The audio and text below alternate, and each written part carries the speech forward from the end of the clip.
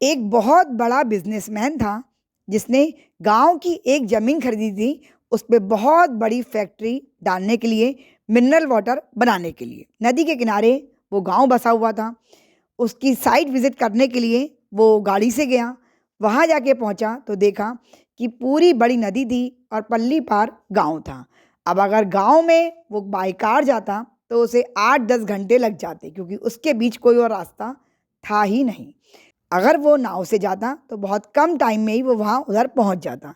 तो उसने तय करा, गाड़ी अपनी एक साइड में पार्क करी और नाव वाले से कहा, चलो भाई, मुझे उस पल्ली पार को तुम ले चलो। बैठ गया। नाव वाले ने नाव चलानी शुरू कर दी। ऐसे ही बातचीत के दौरान बिजनेसमैन ने उससे पूछा, क्या तुम मुझे जानते हो, मैं कौन हूँ? गाँव वाला सीधा साधा भोला भाला था। बोला, नहीं साहब, मुझे नहीं पता आप कौन हैं। बोले, तुमने मुझे कभी कहीं देखा ही नहीं किसी अखबार में? मेरे अखबार में रोज़ फ़ोटो छपते हैं। बोले, साहब अखबार? जी मैंने तो कभी कोई अखबार पढ़ा ही नहीं है, क्योंकि मैं बिल्कुल अनपढ़ हूँ। बचपन में ही मेरा बाप गुजर गया था। गुजर बसर के लिए सिर्फ नाव चलाता हूँ, कभी कुछ पढ़ाई लिखाई मैंने की नहीं। वो बिजनेसमैन बड़ा ताज्जुब करा, क्या तुमने कभी कुछ पढ़ाई लिखाई नहीं करी है? तुमने कभी मुझे फ़ोटो अखबार में देखा ही नहीं, तुमने कभी अखबार ही नहीं पढ़ा है? ऐसी ज़िंदगी का क्या फ़ायदा कि तुमने ज़िंदगी में कभी कुछ पढ़ा लिखा ही नहीं? नाव वाला बिजनेसमैन की बातें चुपचाप मुंह झुकाए सुनता रहा। फिर उससे बोला, अच्छा पता है, मैं यहाँ पे एक बहुत बड़ी फैक्ट्री डालने वाला हूँ तुम्हारे गांव में। मिनरल वाटर बनेगा उससे। गांव वाले ने कोई इंटरेस्ट नहीं लिया। तो बोले, तुम्हें मिनरल वाटर नहीं पता? बोले, साहब मिनरल वाटर क्या? बोले, अरे जो गांव के बाहर शहरों में दुकानों पे बोतलें नहीं रखी होती मिनरल वाटर की, सब लोग ले लेके पीते हैं बोतलों से पानी, उसे कहते हैं मिनरल वाटर। नाव वाला फिर सिर झुकाए बोला, साहब मैं कभी इस गांव से बाहर ही नहीं गया हूँ।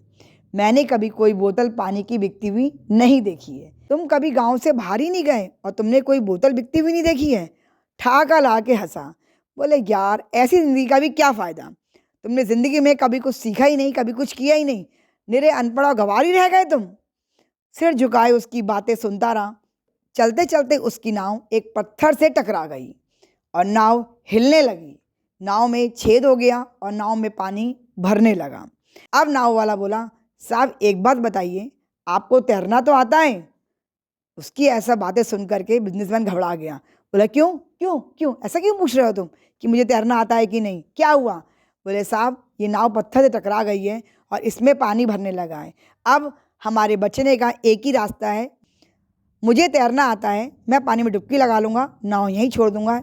इसीलिए आपसे पूछ रहा था, क्या आपको तैरना आता है? वो बोला, नहीं नहीं। बिजनेसमैन घबरा के बोला, नहीं मुझे तैरना नहीं आता है, मुझे बचा लो, मुझे बचा लो। तुम जो कहोगे मैं तुम्हें देने को तैयार हूँ, लेकिन मुझे प्लीज़ बचा लो। गाँव वाला हंसा। बोला, साहब ऐसी ज़िंदगी का क्या फ़ायदा कि आपको तैरना भी नहीं आता है?